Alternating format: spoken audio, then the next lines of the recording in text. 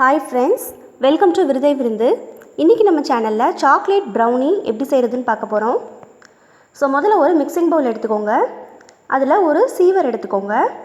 இதுல 1 கப் அளவுக்கு மைதா மாவு, 1/2 கப் அளவுக்கு கோகோ பவுடர், 1/2 கப் அளவுக்கு சுகர் பவுடர் பண்ணி எடுத்துக்கோங்க. சோ பவுடர் சுகர் 1/2 கப் சேர்த்துக்கோங்க. அதோட 2 டேபிள்ஸ்பூன் அளவுக்கு பேக்கிங் பவுடர். இப்போ இது எல்லாத்தையும் நல்லா சலிச்சு எடுத்துக்கோங்க.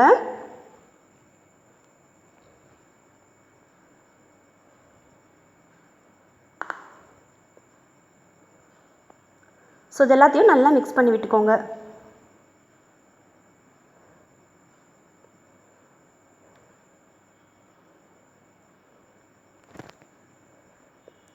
இது நல்லா மிக்ஸ் பண்ணிவிட்டு இதில் ஒரு 1/2 கப் அளவுக்கு ஆயில் சேர்த்துக்கோங்க. So 1/2 cup oil, 1 teaspoon vanilla essence, 1 cup பால் சேர்க்கணும். ஆனால் முதல்ல நம்ம கொஞ்சமாக சேர்த்துட்டு நல்லா மிக்ஸ் பண்ணிவிட்டு அதுக்கப்புறம் 2வது மீதத்தை சேர்த்துக்கலாம். நம்ம முதலையே மொத்தமாக சேர்த்தோம் அப்படின்னா மிக்ஸ் பண்ணுறதுக்கு நமக்கு சரியாக வராது, ரொம்ப கட்டி கட்டியாக வரும். ஸோ அதனால் முதல்ல கொஞ்சமாக சேர்த்து நல்லா மிக்ஸ் பண்ணிவிட்டு அதுக்கப்புறம் மீதத்தை சேர்த்தோம் அப்படின்னா பேட்டர் நல்லா ஸ்மூத்தாக இருக்கும். ஸோ இப்போ மீத பாலை சேர்த்துக்கோங்க.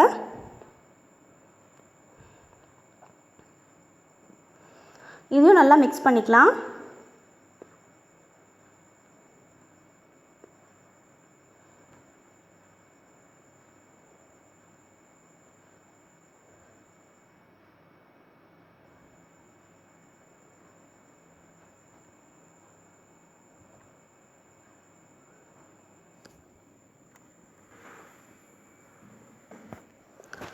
ஸோ நம்மளோட பேட்டர் வந்து சூப்பராக ரெடி ஆகிடுச்சு. ஸோ இப்போது அவனை வந்து ப்ரீஹீட் பண்ணிக்கலாம்.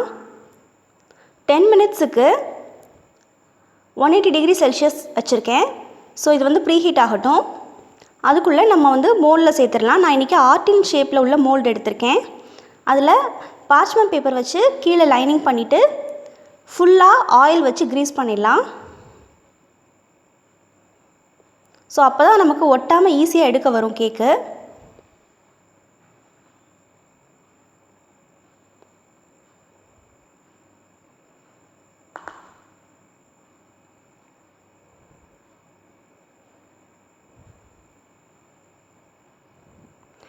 ஸோ நம்ம ப்ரிப்பேர் பண்ணி வச்சுருக்கிற பேட்டரை வந்து இதில் சேர்த்துடலாம். ஸோ இந்த மோல்டு வந்து அப்படியே அவனில் ப்ரீஹீட் ஆன அவனில் சேர்த்துட்டு 180 டிகிரி செல்சியஸ்லேயே 40 மினிட்ஸ் அளவுக்கு வச்சு எடுத்தோம் அப்படின்னா நம்மளோட சாக்லேட் ப்ரௌனி ரெடி ஆகிடும்.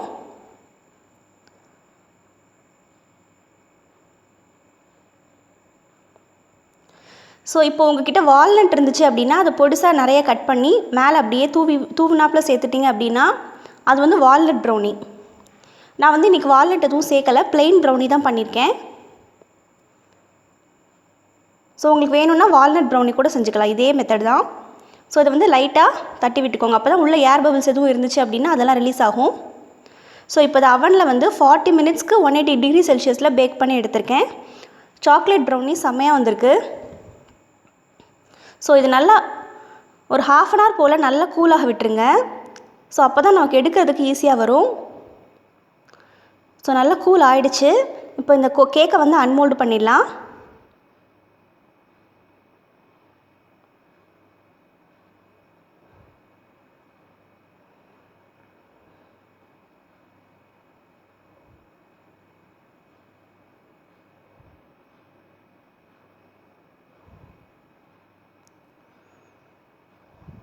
சூப்பராக வந்திருக்கு பாருங்கள்.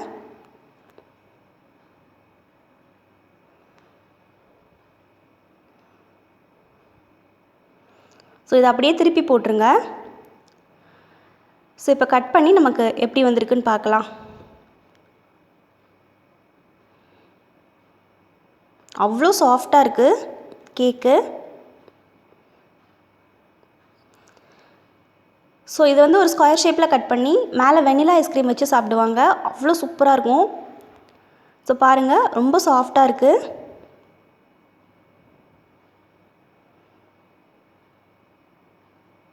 ரொம்ப ஈஸியாக செய்யக்கூடிய கேக் ரெசிபி இது. ஸோ சென்டர் பீஸையும் பாருங்கள், அதுவும் சூப்பராக வெந்திருக்கு, நல்ல பேக் ஆகிருக்கு. ஸோ இது மேலே டெக்கரேஷனுக்காக கொஞ்சமாக ஸ்ப்ரிங்கிள்ஸ் ஆட் பண்ணியிருக்கேன். ஸோ இது வந்து ரொம்ப ஈஸியாக செய்யக்கூடிய ஒரு கேக் ரெசிபிங்க. கண்டிப்பாக உங்கள் வீட்டில் ட்ரை பண்ணி பாருங்கள். மறக்காமல் விருது சேனலுக்கு சப்ஸ்கிரைப் பண்ணுங்கள். தேங்க்யூ.